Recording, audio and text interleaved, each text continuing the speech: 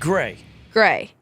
Gray is like a neutral. It's like a neutral color. So it goes with pretty much everything. But it's cold outside, so you don't want to go like pink because it's not summer or spring yet. So you want to kind of still go darker. But gray goes with everything. You came in here complaining about the weather because it was gray outside, and every gray day feels like Monday. And what do you put on your fingers? I don't understand. You're sending a Monday message. But I also do like gray. But you really like Like, it. I don't wear a lot of colors, see? Yeah. I mean, like in all black and gray. Okay. So, all right. I don't mind rain either. I like rain. It makes me, I said it makes me feel like it's Monday morning, but it is Monday morning. Yeah. So Monday's a good thing. Monday's not bad, We gotta no. write that. Has it already been done?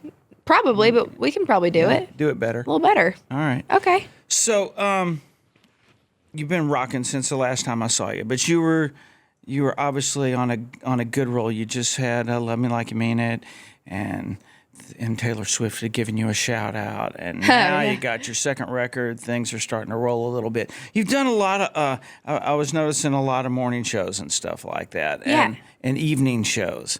I mean, I know for me that was kind of one of the holy cow things that started happening. Yeah, because as a fan, you watch that stuff on TV, and it's so surreal that you always dream, oh, I'm going to be on there, but then when you get that call. Yeah. I mean, what were you thinking when you first got the call to do, what evening show to you was like the coolest so far? I won't make you say that. What was the one I'll say one of the coolest things I've gotten to do so far is doing the CMA nomination announcements on GMA with Steven Tyler. That was one of those things where I was like, because I would wake up and watch CMA nominations like every year. That was an exciting thing for me to watch the people that I love and listen to get nominated. And so in my head, and also in my head, I was too new to get nominated for anything. Yeah. And so I'm like up there with Steven Tyler, and I'm so excited to like give my friends good news. And we're up there, and I'm like, Maddie and Tay, and then I'm like, Carrie Underwood, and I'm so excited. And then he names me off on live TV. And it, like, I watched that back, and it's such an out of body experience because Really? I just can't believe all of it. Like GMA, Steven Tyler, CMA, and nominated. Like that's one of those moments where I watch it and I'm like, what is life right now? That was a really special moment. Well, that's cool because I guess it is when you're just announcing nominations. You know, it's like, okay, well, that'll be fun. Yeah. But to hear your name, it's like, oh my goodness, now I'm in the hunt. Absolutely. And I genuinely was not expecting it because I was so new. Because I'm so new. And it was awesome. A big old hit'll do things, won't it? It's crazy. I know. Steven Tyler, are you an Aerosmith fan at all? Yes. Yeah? You know what's funny too? He came out during the Taylor Swift Nashville show that I sang at too. Mm-hmm. We were both guests. And I had on an Aerosmith shirt, and I didn't know no kidding. I didn't know he was gonna be there. And I ran into him backstage, and he's like, "Where'd you get that shirt?" And I said, I got it at this little store in Nashville. And he's like, I wonder if I signed off on that. And sure enough, the next day he goes to the store and buys all the shirts. And because he liked them so much. And the next time I went there, they're like, Steven Tyler said that you told him to come get all the shirts from our store. I was like, ooh, I did. Sorry. Well, it was cool. funny. Good. Have you had any bootleg shirt things or anything yet? There have been a couple, just like, because the dibs thing is really easy, like calling dibs on your lips, like that's just a very easy thing to do. But I don't know, like I have my merch and like you can get that, but I don't know. It's not nice when people do that. I don't love when people do that, but if they're gonna do it, they're gonna do it. Yeah, it's like people doing your songs or something. It's like, I don't know. I'm glad if anybody likes any of my stuff, but that's how. And we chased that for a while because, in parking lots, people have your shirts that you spent money on and whatever, but they're shirts that they spent money on, but they're real cheap and whatever. They got duffel bags full. And our guys chased them down and took them away, but there's nothing you can do with them. Yeah. And I guess it's better that people want to wear your shirt around. That is such a big part of it. It's like part of me is like, oh man, that's not how it's supposed to work. But then part of me is like, but I'm glad that you listen to my songs and want to buy a t-shirt. you know? What was the first late night show you did? Kimmel. Yeah, Jimmy Kimmel. Yes. I mean, that's huge. It was killer. And it was right after Love Me had gone #1 and right when we were launching Dibs. So we got to do both. And it was really cool. So what was your biggest surprise about doing the Jimmy Kimmel show where you went, oh, I didn't know it was going to be like that? I mean, it's live TV is just so interesting. Like, it's just so, like, you have to do it right one time. There you go. It's very intimidating, but everyone's so nice and accommodating, and I think especially because it was my first time doing late night, they were so kind to me and really kind of helped me calm down. But people want to know, like, is that room really that big? No. Small, isn't it? It's a smaller room, yeah. Yeah, that's the other thing about TV. It makes things look a whole lot bigger than they are sometimes, which is interesting. So what about before you do the show? Does Jimmy Kimmel come to visit with you? Yeah, I got to meet him before I sang. Uh-huh. Yeah. What was that like? It was great. It was great. And then I met Seth Meyers, too, right before I went on with him, and he was so kind. Yeah. Seth was so nice. Yeah, he was really, really awesome. And he, like, wrote a thank you note and put it in my dressing room. Like, that's the kind of stuff that you're like, man, you're a cool person if you have time to do that kind of stuff. Isn't it fun to get to keep stuff like that? Oh, my gosh. I'm going to have, like, the scrapbook. Like, I can't wait to hand my scrapbook down at some point in my life, because even just in the last year and a half, I'm like, oh, my gosh, so many cool things. I was going through my closet this weekend, actually my closet, my basement and whatever. It's just packed full of stuff, you know. And I started going through these boxes. And same thing, pulled out my door tag that was on my door for Jay Leno. You know, it's just all those things that you save, and then all those memories come back. And that's what hit me, you know, the most about the different shows and the different personalities of those guests. Yeah. And as you go back through, you'll realize it only takes like 2 or 3 times, and then you start really feeling at home, and you can see the guests that stroll in there and they're really comfortable. Yeah, and, totally. and really Just watching it. Yeah. Yeah. And I love the idea of being able to, like, hand stuff down too. Like, I remember Hillary Scott is one of my favorite people on planet Earth. She's like my big sister.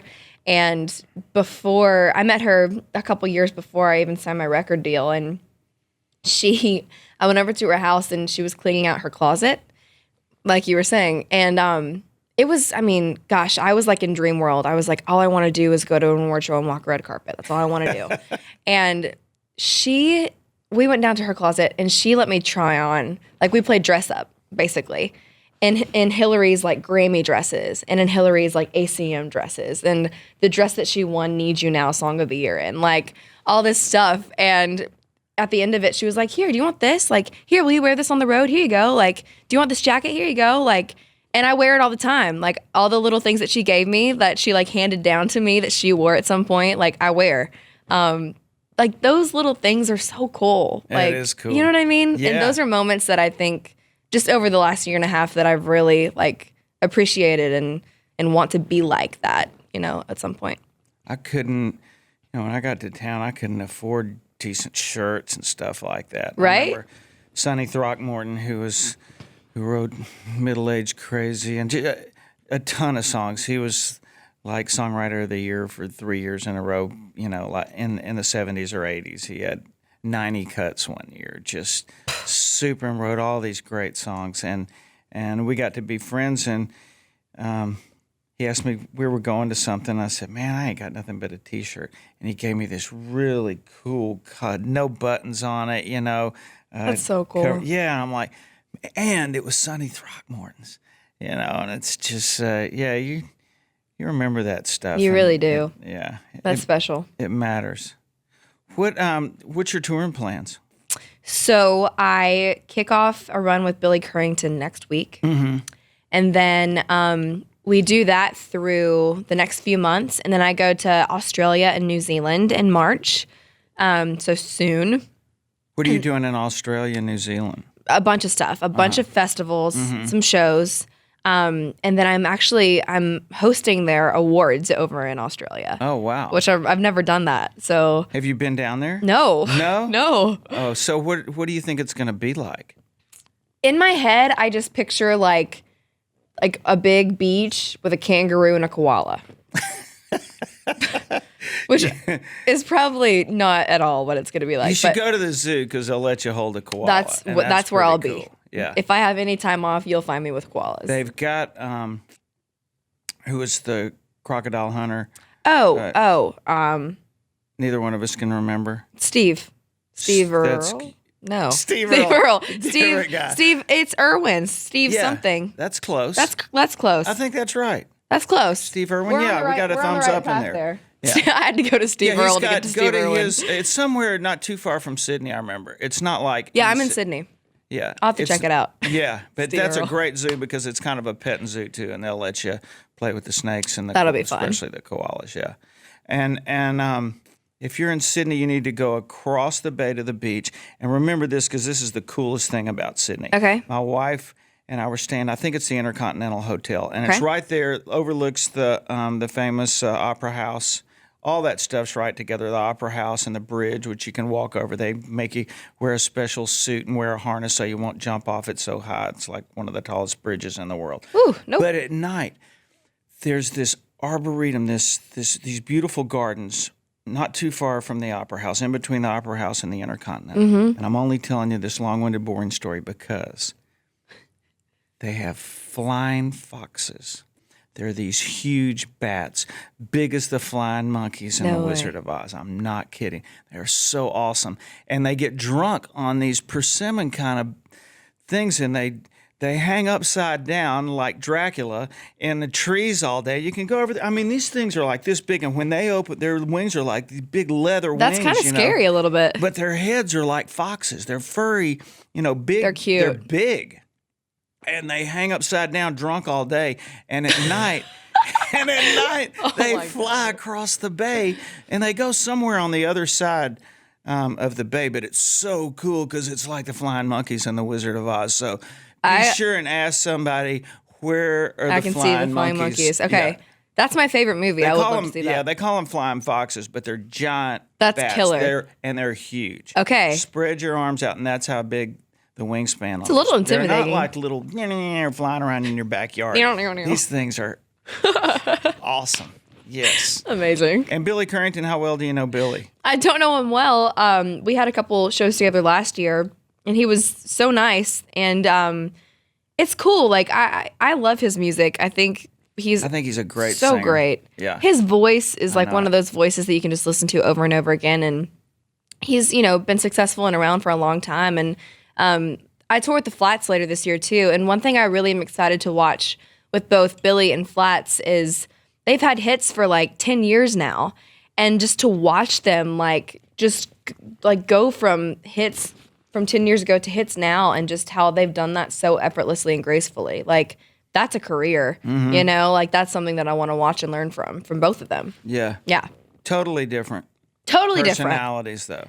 Oh, yeah. Yeah, the Flats are just bouncing off the walls. I know. That's how I am, too. Guys. So I have a feeling that's going to be so much fun. Billy's like... laid back. Totally laid back, but he's really funny. You'll like him. He's a good guy. He's a great hang, and I've always really admired his voice. Yes. And his choice of songs. He's always had really cool songs. Yes, I love it. I'm so excited. So that'll be good. You're going to do great. Thank you. This is awesome. I like how everything's setting up for us here. It's good. It's fun. This is going to be good. It's good. And it's also my first time being on tours other than the Next Women of Country that I did with CMT earlier last year. It's the first time being on a tour from top to bottom. Like, because I've been on a lot of pieces of tours and I've filled in for people, but I haven't been a part of a full tour. So that's be cool. Fun. That'll be cool. Yeah. Are you going to, before I let you out, are you going to Melbourne and Brisbane by chance? I am going to Brisbane. I'm not going to Melbourne, I don't think. Okay. Well, because both those, Melbourne and Brisbane are like Hippieville. Yes. It's like the coolest kind of Canada sort of vibe, but the weather's great. They have these huge outdoor plazas. When I say huge, it's cool. Just like food after shop after. Like a farmer's market?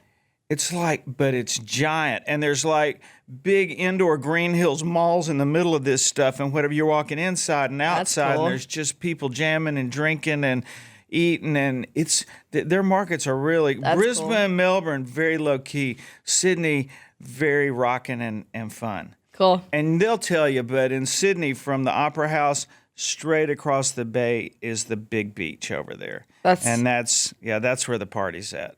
Oh boy. So yeah, it's a little boat ride. You get on one of those tour boat kind of things that hold 100 people and just cruise over there and enjoy I'll definitely be a tourist for a day. I can't wait to hear all about it. I will tell you all about it. Oh yeah, you'll have a boyfriend when you come. Oh Lord, no doubt about it. And he'll call you mate. It's gonna be a koala, or matey, or something, or lassie, or what do they do? I don't know. You're about to find out. All right, thanks for coming in. Thank you for having me.